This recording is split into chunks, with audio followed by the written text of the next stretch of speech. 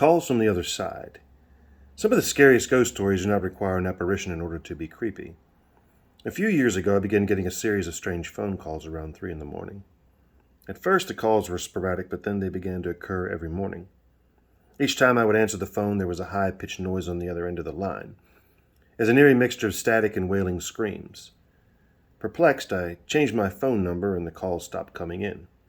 After a month of daily calls, I had 1 week of peace before they started up again. Despite having changed my number, the calls always started at 3 and included the same hair-raising screams. Finally fed up, I decided to redial the number, thinking that one of my friends may have been playing an elaborate prank. To my surprise, the elderly man answered. When I confronted him about the calls, the man had no idea what I was talking about. He hung up, and the calls kept coming. Thinking the problem had something to do with the phone company, I ended my contract prematurely. Started with a new carrier, got a new number, hell, I even bought a new phone, just for good measure. But the creepy screaming calls persisted. I went to bed each night terrified. Once I decided to redial the number again and got a different person instead of the elderly man I was expecting. Shortly after I started my new contract, I lost my job and couldn't afford to pay the phone bill. As a result, my contract was canceled by the phone company. While I was upset that I had lost my job, I was relieved to no longer have a phone. The calls stopped coming in. Not long after, my mother pulls me into the kitchen to listen to a strange message on the answering machine. It was the same static screaming. I walked in and immediately began to freak out. I redialed the number one last time, but an automated message came on saying the number had been disconnected. No one in the family ever got another ghostly phone call again. I recorded one, and it's something truly horrifying.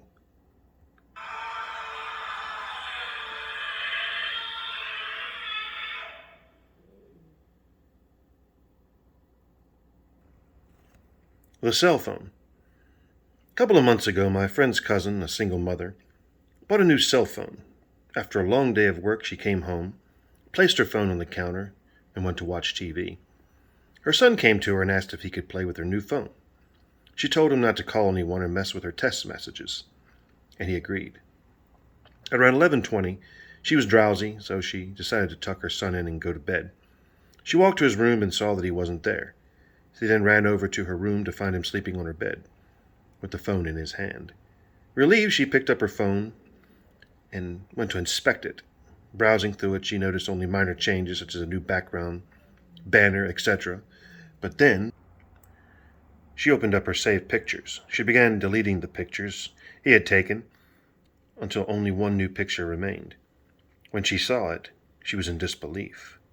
It was her son sleeping on her bed, but the picture was taken by someone else above him, and it showed the left half of an elderly woman's face. The photograph is poor quality, but it was taken from a picture of a cell phone.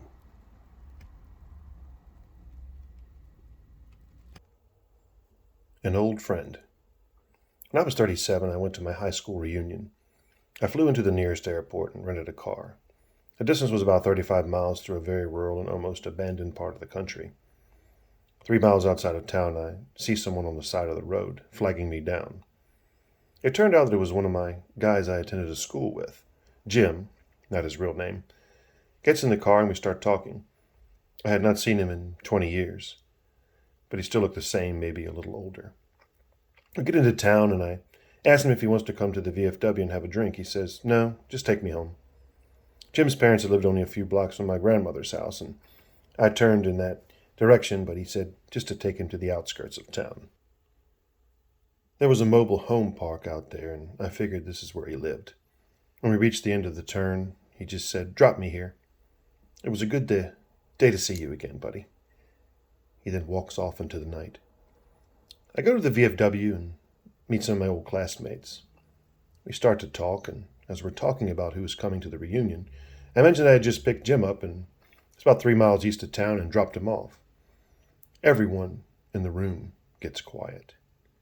Even the guy singing karaoke stops and drops the mic.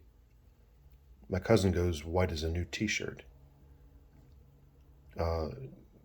Jim died on that curve 8 years ago. Rolled his car. We were all at his funeral. I was told. I started to feel really dizzy. I went up to the car and take some deep breaths. There on the seat is a local newspaper, printed 8 years previous, containing Jim's obituary. I still have that paper.